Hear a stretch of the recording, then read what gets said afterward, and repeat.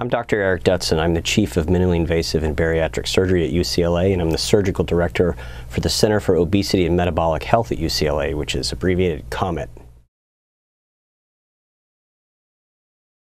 The FDA recently approved a device called the Maestro, which uses a Vblock or vagus nerve blocking technology. It has leads that wrap around the vagus nerve trunks inside of the abdomen next to the esophagus, and it has a generator that's implanted under the skin, which can actually be charged and modulated without having to open the skin.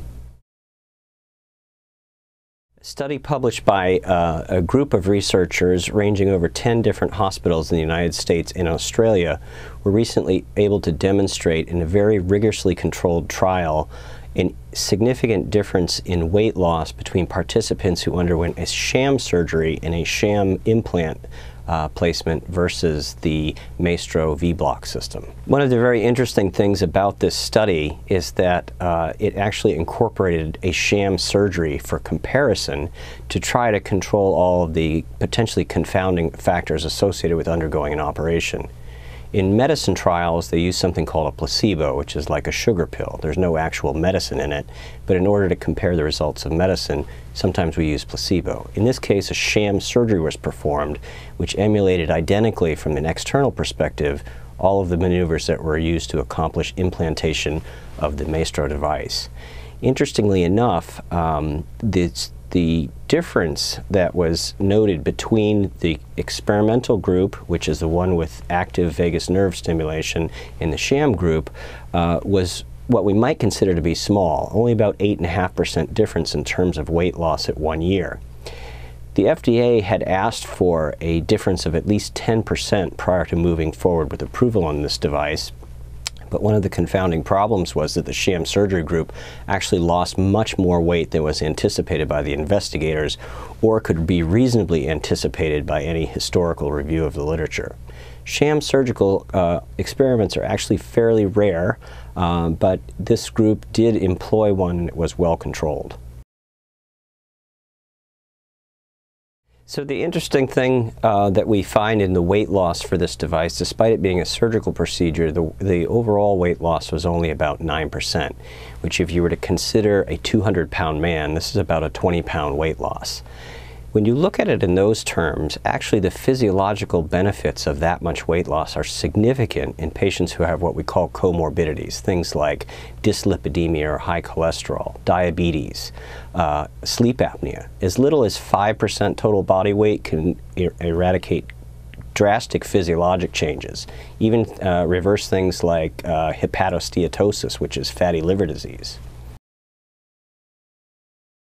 This study showed a relatively low complication rate. They had what they reported to be a 3.7% serious adverse events, and this is FDA terminology to determine the efficacy and safety. Their target was 15%. So by hitting a 3.7% rate of serious adverse events, they demonstrated significant safety. Now, the sorts of significant adverse events that they reported in the study were things that you might expect with any type of abdominal surgery, such as prolonged nausea and sometimes vomiting after the surgery, which we see and oftentimes attribute to just the administration of general anesthesia in the entering of the abdominal cavity. Pain control was an issue in some cases, and there was times that patients needed to stay longer in the hospital, and these were considered serious adverse events. No long-term or permanent problems were described in the study. So I think that as we look at the potential implementation of this device, because of the location of its placement, a word of caution is advised.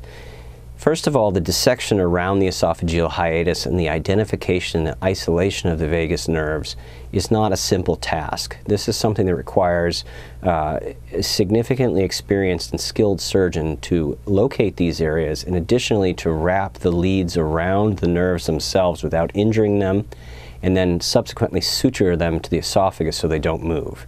Now, as the authors indicated in the study that was recently published, one of the things that we all should be concerned about is that mass implementation of anything will tend to drive up complications. So even though we saw a very low complication rate in this particular study, if more and more surgeons with less experience start to implant this device, I can foresee significant side effects and complications that were not reported in the recent study.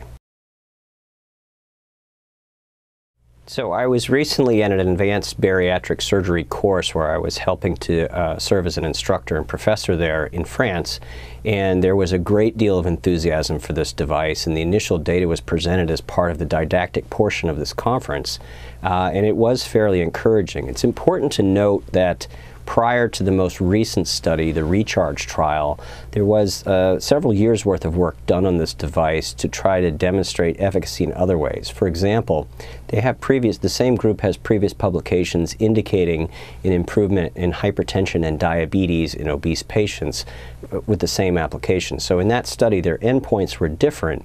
But as I mentioned earlier, as little as 5% weight change, if it's sustained, can improve comorbidities radically. So I think the fact that the authors were able to demonstrate sustained weight loss out to 12 months is very encouraging. The reason I say that is because when you look at the overwhelming majority of data concerning diet and exercise and lifestyle modifications in the approach to weight loss in the morbidly obese, it's rare to see sustained effects out past 6 or 9 months even. The authors here have showed a sustained effect for 12 months, which was good.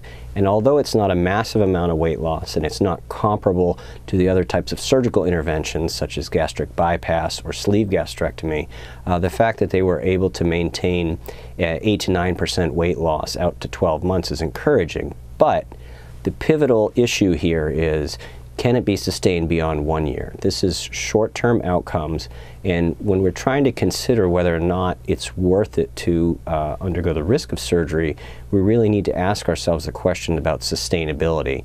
That question is still being asked over operations that we've been doing for 40 years now. There's still a paucity of long-term data for the gold standard, which is gastric bypass. So it will be interesting to see what happens in the next stages of the deployment of this device as it is now FDA approved. Now, an interesting thing about it is that the FDA has mandated that they do a 5-year data collection on all the devices that go in patient outcomes in order to sort of keep a rein on the use of the device. So at UCLA, we've not heard from the company in a formal way yet. There have been rumors that have gone around, but they haven't approached us directly. From my perspective, my enthusiasm for this device over other devices that have come out regarding bariatric surgery is that this is sort of a smart device. It's actually targeting the neuroendocrine axis of weight loss. We don't understand obesity. If we did, we would have done something about it a while ago. We don't understand fully what's going on with the physiological regulatory mechanisms.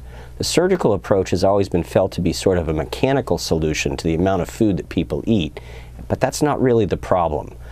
We know that the mechanical solutions in patients who have stomach cancer, for example, don't cause sustained weight loss. So the fact that this device is targeting the neural system or the signaling pathways is encouraging, because I think with continued research we may not only help to figure out how to make it work better and make it safer, we may actually learn a lot more about why we're obese and what happens with obesity surgery that causes patients to lose substantial weight.